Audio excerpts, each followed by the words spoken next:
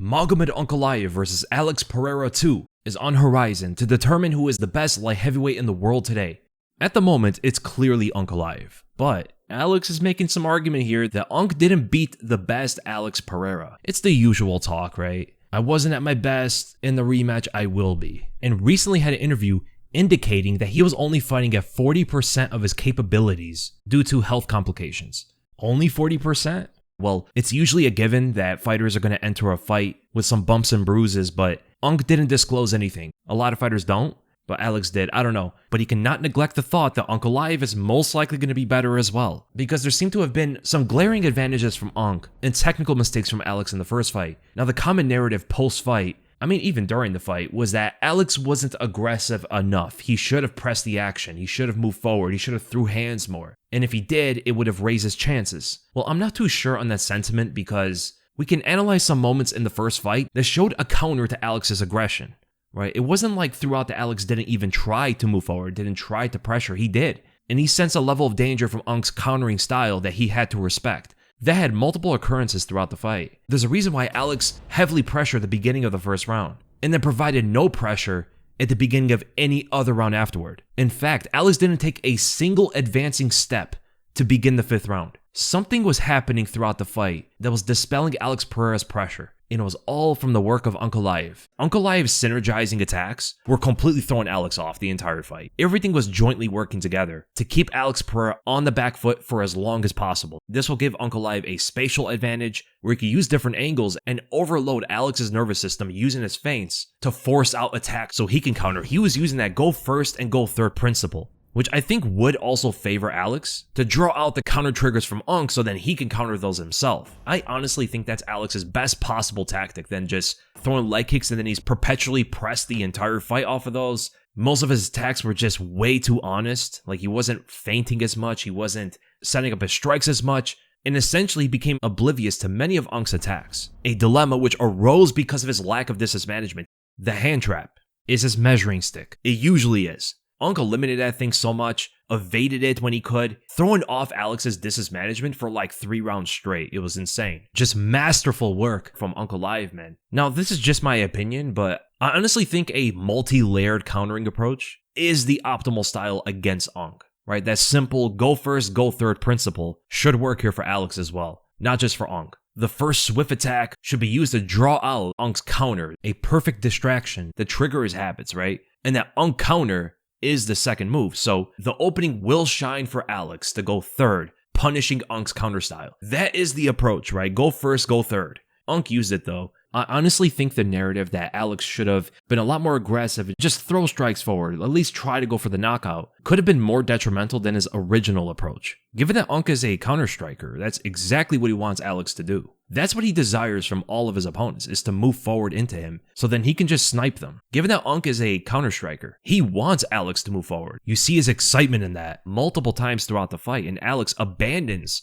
some of his forceful attacks, right? Sensing the danger. He's an elite level striker, so he's going to recognize those dangerous countering moments faster than most other strikers will. So those moments where he didn't follow through entirely with his punches were purposeful and honestly very wise. But let's begin by dissecting Unk's, comprehensive work, and we'll separate them into 5 different core techniques as they were all jointed. Beginning with his primary technique to completely dissipate Alex Pereira's pressure. What I like to call a bounce feint, because that's essentially what it looks like. This thing threw Alex off the entire fight, and it's probably going to throw him off in the second fight too if he doesn't have the focus to properly adjust to this, because man, it was a doozy for him. It's like a constant level change pattern with a misdirecting lead hand. So throughout the fight, Alex was trying to establish a measurement off of his lead hand. He tried to gauge distance off of that normal technique that he uses in all of his fights, which is necessary in an open stance, a fight against the opposite stance fighter. Their lead hands are in closer proximity, given a quicker, natural feel off of a lead hand trap. Well, Unk misdirected that. He constantly lowers that lead hand and opens it up wide to the side, follows that motion with every bounce, which is also a threat of a level change for his takedown. Considering that Alex Pereira is a rather one-dimensional fighter, he's a kickboxer through and through, with impressive takedown defense, but that takedown is still gonna have to be respected, right? Unk's pressure is inherently more effective due to his well-rounded skill set. He doesn't have to only strike, he could choose to switch in his grappling at any time. In fact, he begins the 4th round with a takedown, which he never did for the entire fight. Alex was conditioned to the routine striking. He was just used to the back and forth, and that rhythm was getting familiar. Unk's sudden disruption of the takedown throws that off, and now Alex is wrestling at the beginning of the round, which became foreign to him, right? He probably expected Unk to do that, but not initiating deep into a 4th round. He probably expected that early in the fight. The superiority of being a well-rounded fighter is that you can switch up the flow and the dimension of which the fight takes place. And a mere feint of that takedown is going to pull respect out of Alex, dispelling his pressure. And in fact, Unk's usual usage of this was as he was getting pressured, so he attempted to counter it. He didn't go to it as much when he was advancing. It was usually when he was on the back foot, and it worked every single time. Alex had no answer for that one single feint that threw off his pressure for 5 rounds. Now, theoretically, and hopefully for his sake, he gets some kind of solution to that bounce feint, because if he doesn't, he will have no means of pressuring unless he wants to force an attack, which is heavily discouraging against a meticulous counter-striker. Like, absolutely precise, man. Look how Alex forces out the 1-2, stepping on the outside here to line up that right straight, but Unk's counter style activates. He takes one long step backwards, and Alex's range miscalculation gets him to retract the punch from fully following through. So instead, he strings the combo with a long body jab that seems to have gotten deflected past the body, and there is Unk's opening. He fires out a swift left straight, aligning himself on the outside of that lead foot in an attempt to end the combo with the left high kick, which misses.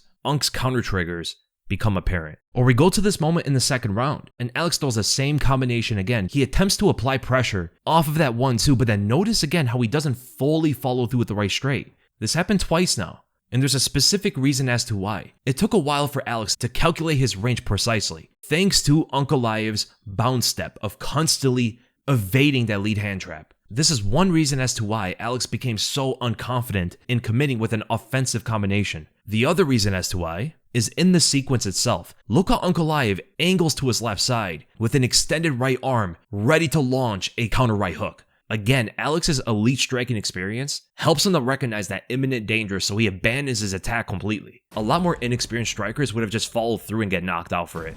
I mean, you see how ready Unk was. But plenty of times, man, Alex just didn't follow through entirely. Understanding that counter danger, quickly hops away from Unk. He sees the angle, he sees the right hand, he senses the danger from Unk's counter style. Or in this moment, Ankalaev initiates with a body jab, and Alex goes to counter with a right uppercut. So Alex takes comfort in following the dance instead of leading it. It can be an intelligent tactic to patiently wait for the counter striker to make the first move, but it didn't even matter. Whether he's making the first or second move, Unk's keenness on countering Alex still takes precedent. That body jab was like an offensive guise to bait out Alex's counterattack. Unk simply formulated his attack for quick retractions that smoothly set up his counters. Right? He's not throwing powerfully with the risk of overextending. He's simply throwing these techniques to draw Alex out of his shell. Unk pulls on the punch and attempts to counter with a long right hook that nearly lands flush on Alex. You can see from his startled reaction that he did not spot the right hook at all. Or here, Alex fakes the jab to line up a right straight to the body, quickly recognized from Unk, using his elbow for a simple deflection of the right straight, and counters Alex perfectly with the right hook. His eyes are on Alex, fully aware of the follow-up left uppercut, pulling away simply,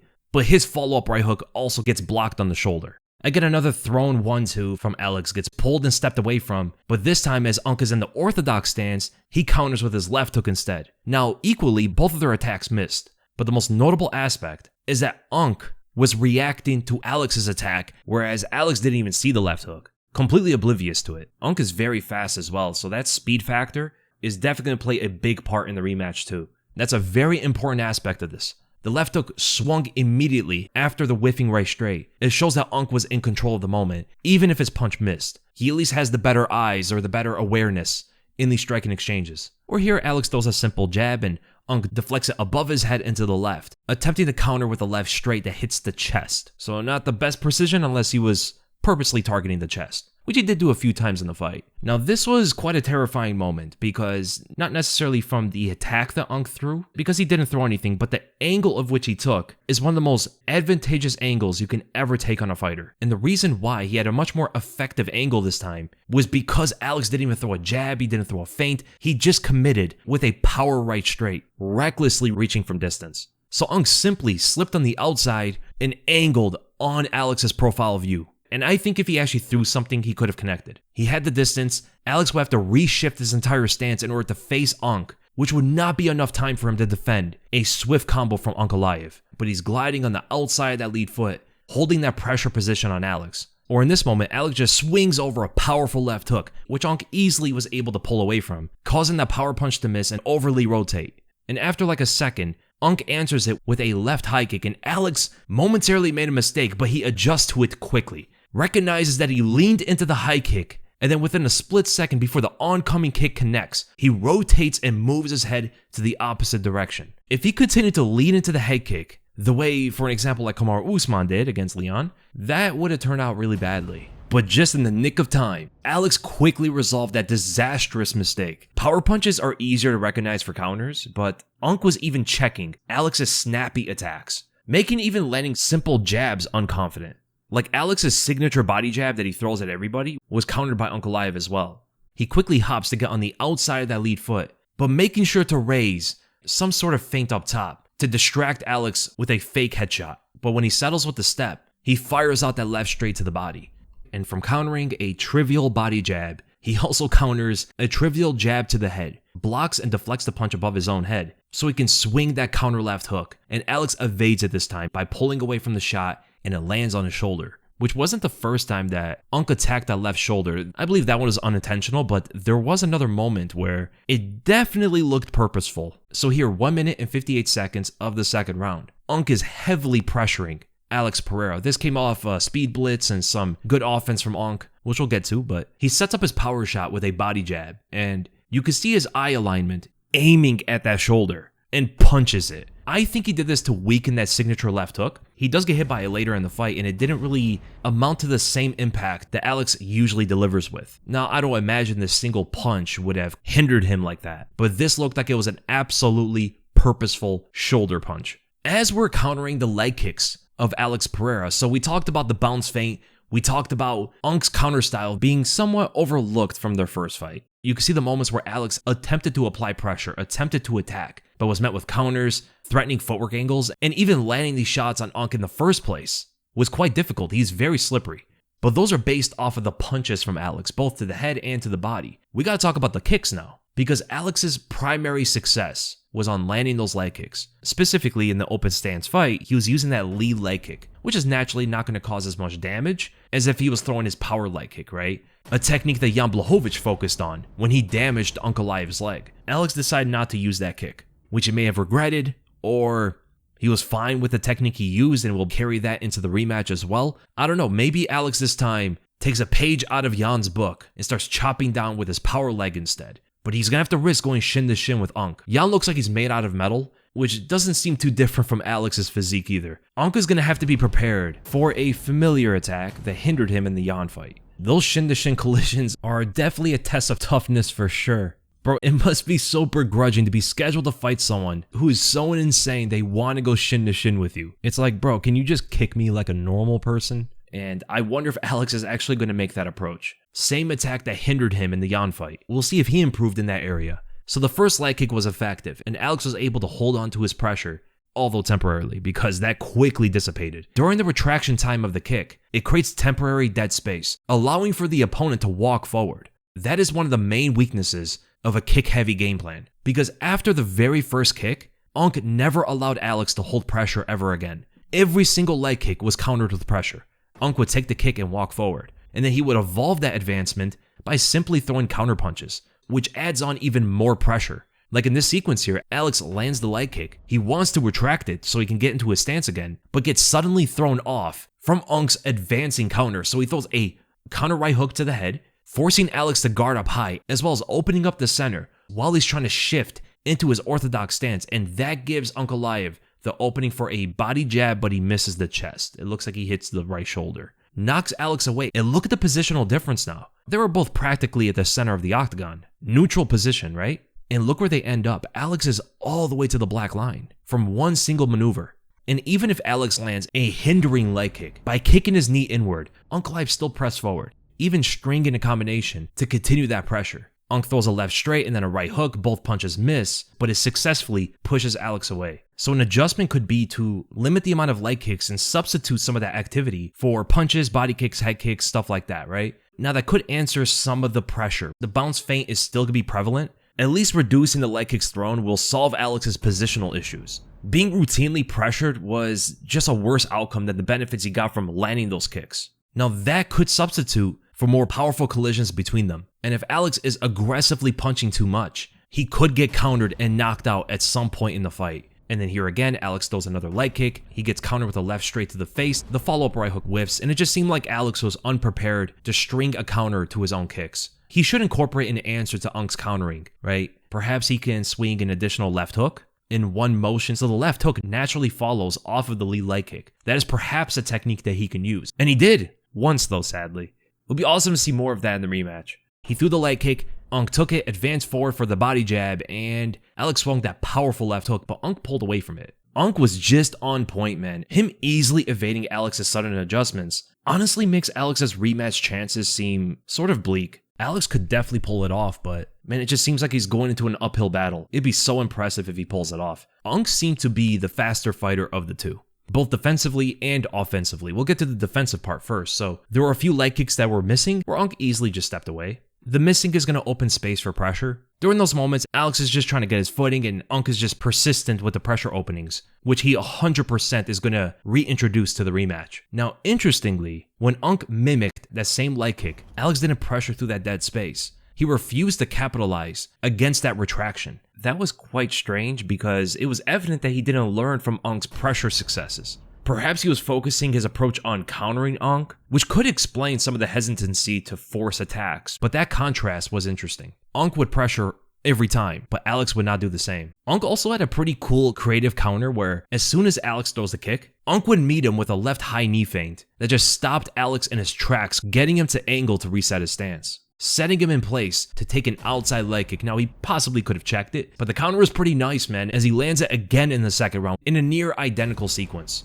But inflicting damage was not the only use of the leg kicks. He also feinted with them as a method to push Unk away. He generally used the power kick, and it worked. Only for the first time, though. I just realized something, actually. That practically all of Alex's initial offenses were effective, except for the first and third tactic, right? But pretty much all of the offenses were successful, and then immediately made obsolete. Unk needed to see them one time to turn them against Alex. Yo, that is pretty impressive fight IQ, actually. Every other leg kick feint was detrimental. It never worked. It actually put Alex in worse positions and even got him rocked in the second round, quickly backfiring. Alex tries it with the power kick again, but gains no effect, and Unk just counters him to the body. He throws a fake knee, probably expecting Unk to back away, but he stands his ground and throws a two-punch combination, right hook into a left hook, the left landing flush, and in the second round, he faked the right kick, so that Unk once again stood his ground in front of him. Alex realizes the mistake. He tries to push away at Unk with his right hand, but simply was not enough to hold him at bay, clattering him with that left hook,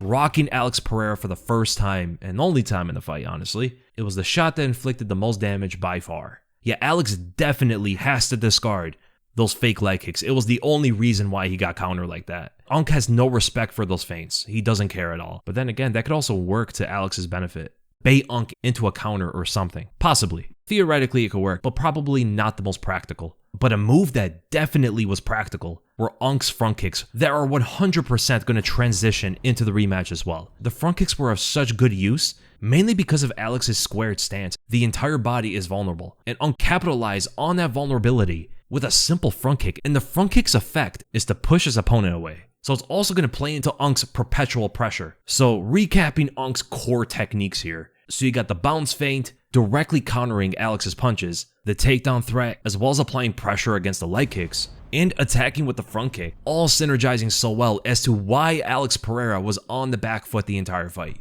A lot of people believe that Alex just chose to be on the back foot, but much of that was credited to Unk's approach. A beautiful use of the front kick, just blasting that into the body. And notice how he's not thrusting with it or using it as a snap kick. He's literally stomping forward into the body, causing Alex to lose footing, stumbling across the octagon, creating massive space. I mean, look how far away he pushed Alex with that single kick. That's an effective kick if I've ever seen one. That launching distance is insane. Starting like a foot away from the center of the octagon to getting pushed nearly into the fence from a single kick is so ridiculous. And remember, that's an offensive Unk attack. That's not a direct move for his counter style. The guy can also be considerably effective as the initiator, and you see it here as well. Literally speed blitzing Alex Pereira with a simple but effective 1-2. Alex had no reaction to it. Literally. So rewinding to this jab. The jabbing hand is at his waist, he's rising it to the head, and extends it fully through. Alex didn't move a single muscle for the entirety of Unk throwing that jab. The man literally stood there like a statue, no pun intended. And then the clean left hand causes whiplash, pushing the pressure all the way to the opposite side of the octagon. Like literally this is where they ended up before Unk commenced his next attack. And another efficient offensive move were his shifting feints, which also applied pressure. He would literally switch stances forward, and that would be enough for Alex to move away. He used that a few times throughout the fight, as well as the high knee feint, a move which Sean Strickland must have stamped for Unk's usage, the master of the knee feint. Unk learned that move from the master himself. They have trained together actually, and the fact that that technique worked so often against Alex, in some way gives Sean Strickland a moral victory. He needed it after what that monster did to him, man. Knocked his head into the third row, and at least now Strickland can feel a moral victory through Unk's success, right? It is somewhat poetic that Sean Strickland used that move to defeat Adesanya. Unk used it to gain an advantage against Alex, which led to a win. So the high knee feint might be the best technique against a kickboxer. Well, Strickland did get KO'd for using it against Alex, but how? You're probably thinking, how did it work so well for Unk, but not for Strickland? It was because Strickland got conditioned to the body jab, while Unk didn't. Ankalaev was countering the body jab, detracting Alex's use of it, right? It became dangerous for Alex to throw the body jab at Unk, but Strickland was giving him defensive reactions to that punch, so it created a left hook opening as Strickland dropped his right hand, and there's a knockout opening. And of course, Unk is the bigger fighter, the more powerful striker, so it creates a completely different dynamic. That shift was eventually mixed in with a combination, so he would shift forward, following that momentum with the left hook, and then blasting through the jaw with a right overhand, continuing the combination, but it just goes to show whether he's leading the dance or he's the one following the dance. He was just beating Alex. And I think sudden creativity will be like a necessary wrench into Unk's plans. You saw a moment of that, and perhaps in the rematch he comes out there with not just a uniform approach, but fires out some creative techniques like a lead leg kick into a stringing right high kick, which gets partially blocked, so a certain amount of that impact broke through the guard, and that gave Alex the moment he needed to apply pressure. He pressed Unk toward the fence. He finally has his moment. He's in the driver's seat. He can make it happen. If it wasn't for that bounce feint, Alex really respected that technique. The mere sight of it repelled him. He just retreated. After it was done, then he continued the pressure after, but then took a swift left straight to the face, and there goes all that work for the pressure. There was another really cool sequence from Alex, where he hit an impressive inside trip, which was definitely the most unexpected move from Alex, and it worked. Got Ankalaev off balance, and on his rise, Alex tried to intercept him with the left hook, but just missed. He didn't have the distance down, man. And that credit could be given to Ankalaev nullifying so many of Alex's hand traps. It was tough to gauge without a measuring stick. But Unk has missed a full block on the high kick a few times. It wasn't just for that moment. And perhaps that's the technique in which he pulls off a win. Optimistically, I guess. But there are a few windows of fight-ending opportunities. I'm just not too confident in Alex's chances, to be honest. That's the breakdown of the fight, so Alex definitely needs to limit the leg kicks. He can't be overzealous with his punching output. Given that Ankalaev is a natural counter striker, he's going to have to expect takedowns, and probably with a distinct fluidity and frequency. So he should not be surprised if Unk begins the first round with a takedown instead, and probably chooses to wrestle more than he does striking. That's what a well-rounded fighter can do. If you're not well-rounded, they can completely change the game plan for a rematch. Whereas the one-dimensional guy really is only fighting in one way. Like, Alex can make these technical adjustments, but he's still going to be kickboxing. And he's never not going to be kickboxing. Unk can kickbox or wrestle with him. That's always going to give Ankalaev an advantage here, and throw off any of Alex's adjustments. So he's going to have to definitely get more creative out there and not allow Unk to just pressure him as much. I mean, if it incorporates the threat of getting knocked out, he's going to have to take those chances because he's not winning, being perpetually pushed the entire fight. So hopefully that clarifies some of the inaccurate narratives that Alex wasn't trying to press forward, that he wasn't attacking and trying to establish some kind of offense. He tried, and it failed him every time. So does increasing the output make it work? Or does that just put him in incremental dangerous positions? We will see. Alex can definitely pull it off for sure. He just has to fight the perfect fight. Even though he is the one punch knockout artist, technically he has to be perfect, because as you can see, Even a slight mistake off of a feint gives Unk a lengthy amount of pressure to work with. But I hope you guys enjoyed the breakdown. If you guys did, make sure to give it a like, make sure to subscribe, hit the bell for notifications, and I'll see you guys in the next video.